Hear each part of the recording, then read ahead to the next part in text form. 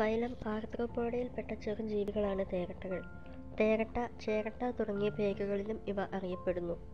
ഡിപ്ലോപോഡ ക്ലാസ്സിൽപ്പെട്ട ഇവയുടെ ശരീരം നിരവധി ഖണ്ഡങ്ങൾ ചേർന്നതാണ്. ഓരോ ഖണ്ഡത്തിലും 2 ജോഡി കാലുകളുണ്ടാവും. 1000 കാലൻ എന്നർത്ഥമുള്ള ലാറ്റിൻ വാക്കിൽ നിന്നാണ് ഇവയ്ക്ക് മില്ലിപ്പെഡ് എന്ന പേര് ലഭിച്ചത്. ഇവയുടെ ശരീരം കാഴ്ചയിൽ 20 മുതൽ 60 വരെ ചെറുഖണ്ഡങ്ങൾ ചേർന്ന് അടിപരന്ന ഉരുണ്ട കുഴലുപോലെയാണ്. വിരിഞ്ഞിറങ്ങുമ്പോൾ 3 ജോഡി കാലുകളും 6 ഖണ്ഡങ്ങളും മാത്രമാണ് ഇവയ്ക്കുണ്ടാവുക. എങ്കിലും ഓരോ തവണ ഉറപ്പൊഴിച്ച് വളരുമ്പോൾ പുതുതായി ഖണ്ഡങ്ങളും കാലുകളും ചേർക്കപ്പെടുന്നു. സ്പീഷീസുകൾക്കനുസരിച്ച് കാലുകളുടെ എണ്ണത്തിൽ വ്യത്യാസമുണ്ടാവും. കാലുകൾ ധാരാളമുണ്ടെങ്കിലും ശത്രുക്കൾക്ക് മുന്നിൽ നിന്നും ഓടി ഒളിക്കാൻ ഇവയ്ക്ക് കഴിയില്ല. അതിനാൽ ഇവ ചുരുണ്ടുകിടക്കുന്നു. ചുരുണ്ടുകിടക്കുമ്പോൾ ഉദരഭാഗവും കാലുകളും സംരക്ഷിക്കുകയാണ് ചെയ്യുന്നത്.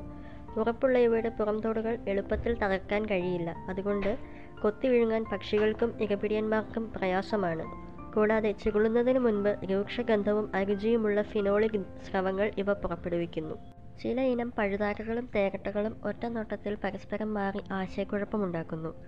ഓരോ ഖണ്ഡത്തിലും 1 ജോഡി കാലുകൾ മാത്രമുള്ള പഴുതാരകളുടെ അവസാനത്തെ 1 ജോഡി കാലുകൾ പിന്നിലേക്ക് ചെരിഞ്ഞായിരിക്കും ഉണ്ടാവുക. തേരട്ടയുടെ കാലുകൾ അടിഭാഗത്താണെങ്കിൽ പഴുതാരയുടെ കാലുകൾ അരികുകളിലായിരിക്കും.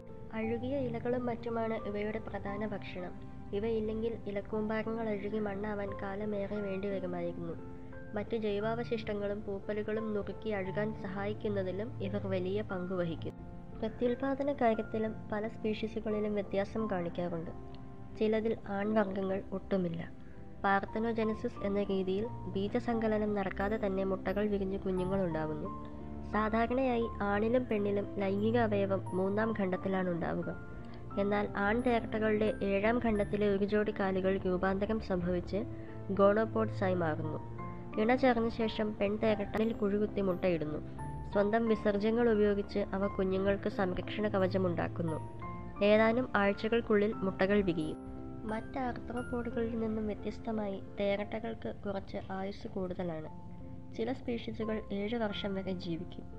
ആൺ തേരട്ടകൾ ഒരു ഇണചേരൽ കാലം കഴിഞ്ഞാൽ മരിച്ചു പോകുന്നു. എന്നാൽ പെൺ തേരട്ടകൾ പിന്നെയും ഉറപൊഴിക്കൽ നടത്തി പുതിയ ജീവിയായി വളർന്ന് ജീവിതം തുടരുന്നു. അതുകൊണ്ട് തന്നെ ആൺ പെൺ അനുപാതം സമമല്ല. എണ്ണത്തിൽ കൂടുതൽ പെൺ തേരട്ടകളാണ് ഉണ്ടാവുക.